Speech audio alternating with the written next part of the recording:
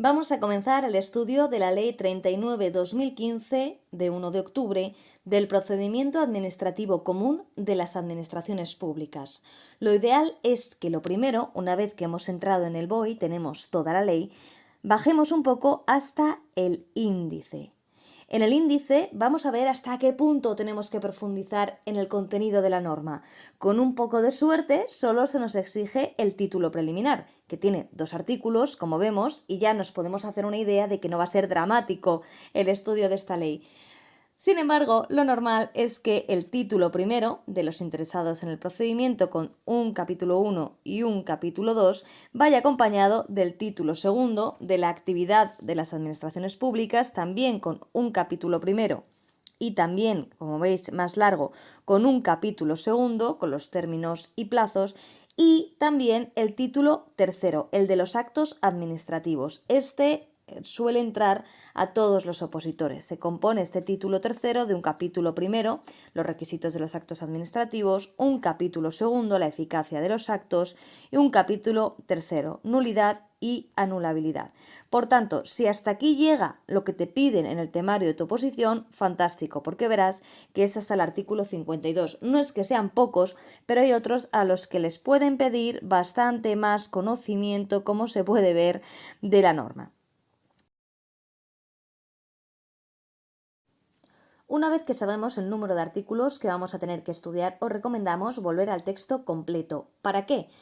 Pues concretamente para leer la introducción a la norma. Y esto es para todas, no solo para la 39 o la 40, sino cualquier norma que os entre en la oposición. Si no venís del ámbito del derecho, lo ideal es que lo leáis. ¿Por qué? Porque aquí nos dan un montón de pistas para luego poder entender el articulado. Tenéis que tener presente que los legisladores, los que hacen las leyes, deben ser súper malas personas, tan malas personas que hacen que muchos artículos ni se entiendan. Y por eso es necesario que nosotros los opositores perdamos un poco de tiempo leyendo, el motivo por el que sale esta ley. Vamos a ver el motivo por el que surge la Ley 39/2015 y vamos a empezar por el primer párrafo.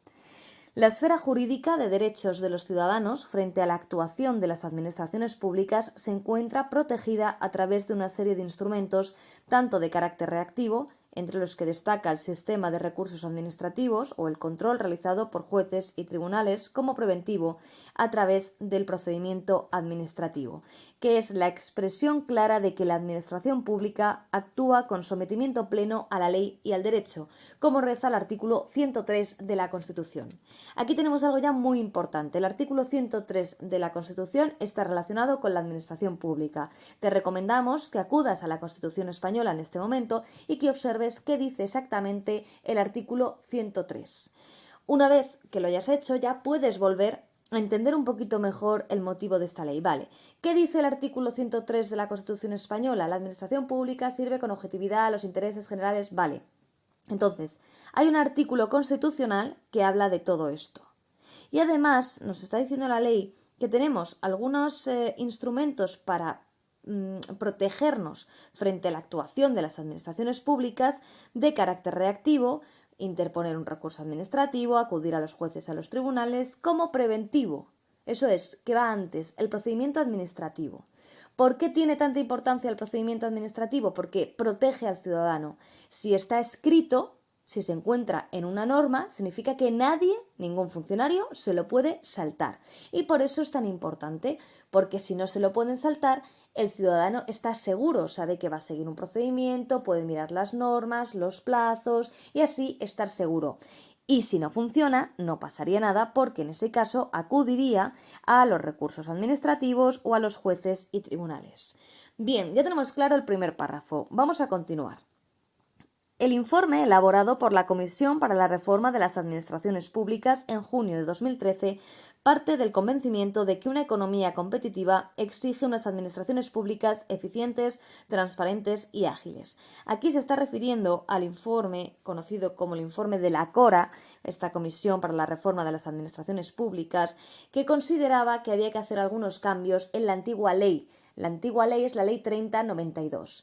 Y, entre otras cosas, separar, por un lado, el régimen jurídico que esto es la Ley 40, de el procedimiento administrativo común, que cada una tuviera su propia norma para no confundir. Porque imaginaos, si ya nos cuesta estudiarlas por separado, imaginaos lo que tuvo que ser para los opositores de antaño estudiarlo todo mezclado y todo junto. Entonces, este informe ya decía que algo tenían que hacer para que la norma fuese más sencilla. Seguimos en esta misma línea. El Programa Nacional de Reformas de España para 2014 recoge expresamente la aprobación de nuevas leyes administrativas como una de las medidas a impulsar para racionalizar la actuación de las instituciones y entidades del Poder Ejecutivo, mejorar la eficiencia en el uso de los recursos públicos y aumentar su productividad. Pues más o menos lo que decía la Cora. Y ahora viene a explicar algunos pequeños problemillas que se habían encontrado. Los defectos que tradicionalmente se han venido atribuyendo a las administraciones españolas obedecen a varias causas, pero el ordenamiento vigente no es ajeno a ellas, puesto que el marco normativo en el que se ha desenvuelto la actuación pública ha propiciado la aparición de duplicidades, ineficiencias, con procedimientos administrativos demasiado complejos que en ocasiones han generado problemas de inseguridad jurídica. Para superar estas deficiencias es necesaria una reforma integral y estructural que permita ordenar y clarificar cómo se organizan y relacionan las administraciones, tanto externamente con los ciudadanos y empresas como internamente con el resto de administraciones e instituciones del Estado. ¿Qué se nos está diciendo aquí? Bueno, pues que han sido conscientes de que la anterior norma, la Ley 3092, se había quedado un poquito antigua y que además suponía duplicidades, que además había problemática y generaba inseguridad jurídica que va en contra de la Constitución y, por tanto, había que sacar dos normas, una para la relación de las administraciones con los ciudadanos, que es la Ley 39, y otra interna, que es la Ley 40. En coherencia con este texto, y seguimos con el siguiente párrafo, se propone una reforma del ordenamiento jurídico público, articulada en dos ejes fundamentales: las relaciones ad extra y ad intra de las administraciones, lo mismo, las relaciones ad extra con los ciudadanos, ad intra la propia administración internamente. Y para ello se impulsan simultáneamente dos nuevas leyes que constituirán los pilares sobre los que se asentará el derecho administrativo español: la Ley del Procedimiento Administrativo Común, que es la que estamos revisando, y la Ley del Régimen Jurídico del Sector Público, que es la Ley 40. Bueno, pues esta ley, como dice el siguiente párrafo, constituye el primero de estos dos ejes al establecer una regulación completa y sistemática de las relaciones ad extra, hacia afuera, entre las administraciones y los administrados, tanto en lo referente al ejercicio de la potestad de autotutela, y en cuya virtud se dictan actos administrativos que inciden directamente en la esfera jurídica de los interesados, como en lo relativo al ejercicio de la potestad reglamentaria y la iniciativa legislativa. Queda así, de esta manera, reunido en un cuerpo legislativo único la regulación de las relaciones ad extra de las administraciones con los ciudadanos como ley administrativa de referencia que se ha de complementar con todo lo previsto en la normativa presupuestaria respecto de las actuaciones de las administraciones públicas, destacando especialmente lo previsto en la Ley Orgánica 2/2012 de Estabilidad Presupuestaria y Sostenibilidad Financiera, la Ley 47/2003 General Presupuestaria y la Ley de Presupuestos Generales del Estado. Bueno, pues en este último párrafo lo que nos está diciendo es que surge esa ley y constituye el primero de los dos ejes por los cuales se pretende renovar el derecho público. Ten en cuenta que aquí estás estudiando derecho administrativo, derecho público, es fundamental si vas a ser funcionario.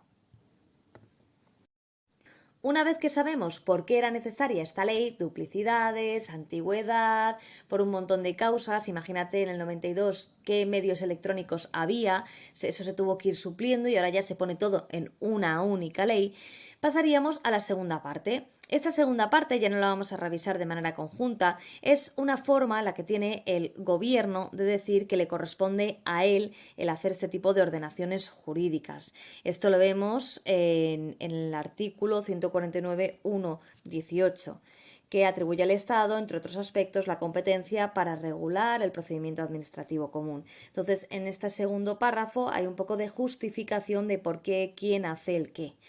¿Es interesante? Sí, sí, sobre todo es interesante si te entra el gobierno en tu oposición. Continuando con el aspecto tercero, dice que son varios los antecedentes legislativos relevantes en esta materia, que el legislador ha hecho evolucionar el concepto de procedimiento administrativo y adaptando la forma de actuación de las administraciones al contexto histórico y la realidad social de cada momento. Al margen de la conocida como Ley de Azcárate de 1889, la primera regulación completa del procedimiento administrativo en nuestro ordenamiento jurídico es la contenida en la Ley de Procedimiento Administrativo de 1958.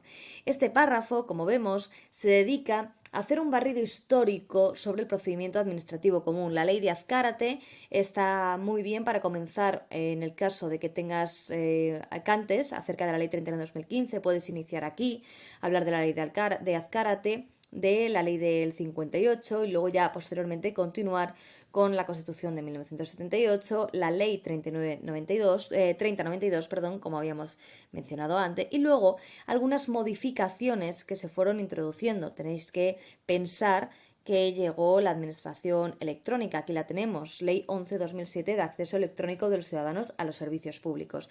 Y por tanto, en esta tercera parte de esta declaración de intenciones de por qué publican esta norma, se hace como una referencia histórica al procedimiento administrativo común hasta llegar a la actualidad. Y bueno, aquí podemos ver que ante este escenario legislativo resulta clave contar con una nueva ley que sistematice toda la regulación. ¿Por qué? ¿Por qué han cambiado las cosas? Hombre, pues desde la ley de Azcárate ha cambiado muchísimo, pero desde la de 1958 también. Y es que desde la de la ley 3092, de 1992, también se había quedado muy antiguilla.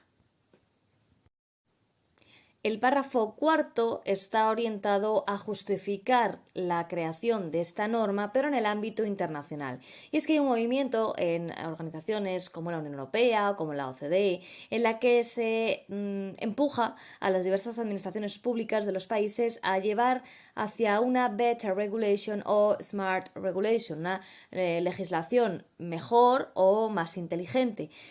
Y por ello se mete este apartado cuarto en el que se dice, bueno, pues como podemos, que resulta esencial hacer un análisis del impacto de las normas de forma continua y que, como nos dicen, por ejemplo, la OCDE en su informe emitido en 2014, Spain from Administrative Reform to Continuous Improvement, era necesario hacer estas actualizaciones, porque también desde el ámbito internacional todos los países están tratando de mejorar sus relaciones con los ciudadanos, de mejorar los procedimientos administrativos y sobre todo adaptarlos al siglo XXI, es decir, a la digitalización.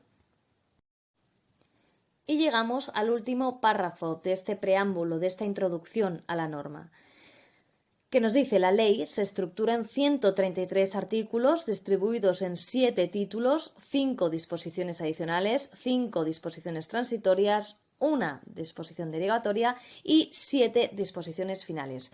Con un poco de suerte, casi todo esto no te interesa, te interesarán algunos de esos 133 artículos distribuidos en 7 títulos que, como te decimos, a lo mejor te tienes que quedar con 3. Eso esperamos, porque las oposiciones tienen muchas normas y hay que memorizarlas bien y hay que profundizar en ellos. El resto de este apartado quinto es un poco contar qué disposición tiene, qué distribución tiene, cómo se ha hecho, cuáles son las novedades. Pero claro, si tú no conoces la ley 3092 te da un poco igual las novedades, porque para ti todo es nuevo.